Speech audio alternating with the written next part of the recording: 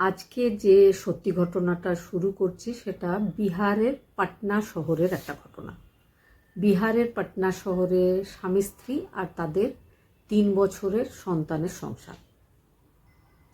গত 6 মাস ধরে যে স্ত্রী রয়েছে সে ইনস্টাগ্রামে একজন ছেলের সাথে কথা বলা শুরু করেছে।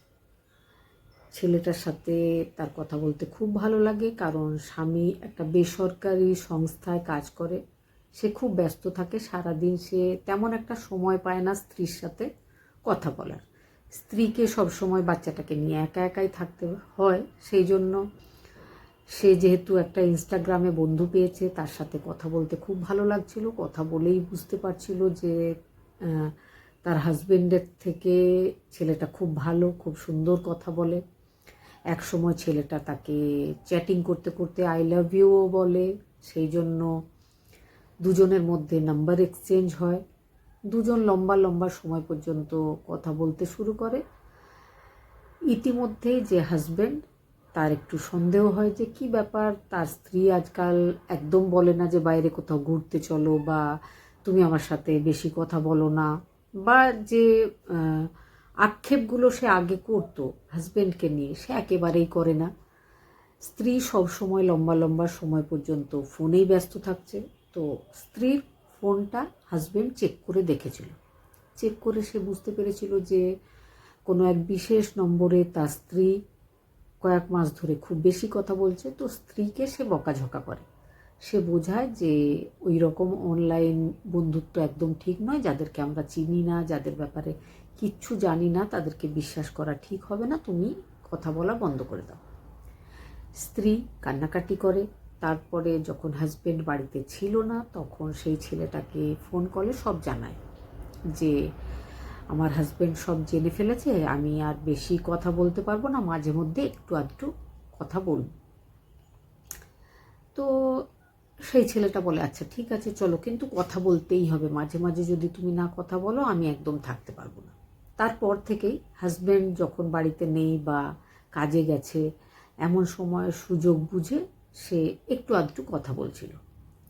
এইভাবে কিন্তু আরও দিন 15 কাটে। তারপরে ছেলেটা সেই মহিলাকে বলে যে না, এইভাবে সম্ভব না, আমি সারাদিনে ওই মিনিট 5-10 কথা বলে কিছুতেই থাকতে পারবো না, অন্য কিছু ভাবতে হবে। তুমি আমার সাথে চলে এসো, আমরা আর এই পাটনাতে, এই বিহারেই থাকবো না, এখান থেকে দূরে কোথাও চলে যাব, নতুন করে সংসার করব। তো মেয়েটা রাজি হয়ে যায়। মেয়েটা একদিন সুযোগ বুঝে নিজের 3 বছরের বাচ্চা, আর হাজব্যান্ড তখন বাইরে গেছিল, বাচ্চাটাকে বাড়িতেই রেখে সে পাটনা স্টেশনে গিয়ে পৌঁছায়। আগে থেকেই সেই ছেলেটা তার জন্য অপেক্ষা করছিল, বাইরে একটা ঠিক করে রেখেছিল ভাড়ার গাড়ি। সেই গাড়িতে প্রেমিক আর প্রেমিকা বসে ওয়েস্ট বেঙ্গল কলকাতার উদ্দেশ্যে তারা দুজন রওনা হয়ে যায়।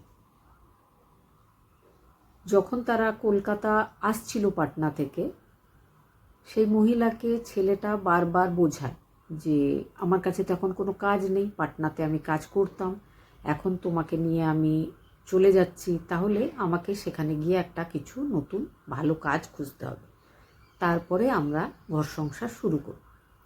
আপাতত একটা ঘরে তোমাকে আমি রাখবো, তুমি থাকবে, আমি চলে আসব।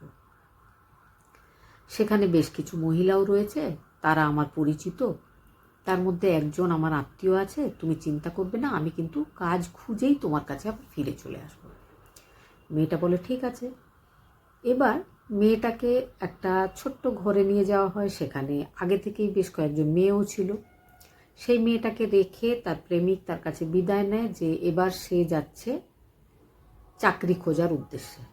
মেয়েটা মনে নানা রকম আশা স্বপ্ন নিয়ে অপেক্ষা করতে শুরু করে। ছেলেটা কিন্তু আর ফিরে আসেনি। এবার মেয়েটার সাথে নানা রকম উল্টোপাল্টা ব্যবহার শুরু হয়।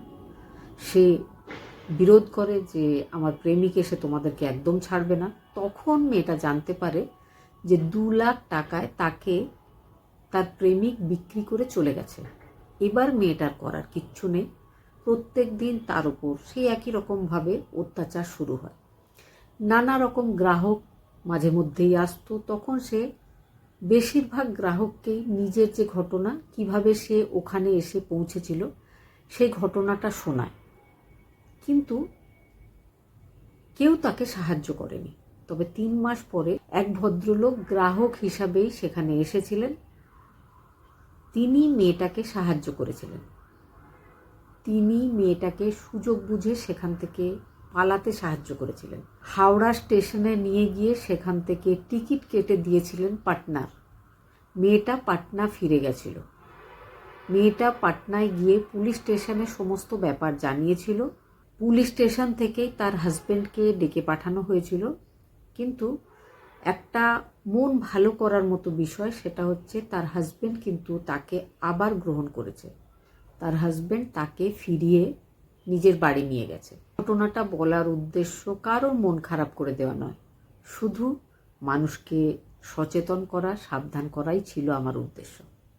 ঘটনাটা জানার পরে কি মনে হয়েছে অবশ্যই কমেন্টে জানাবেন।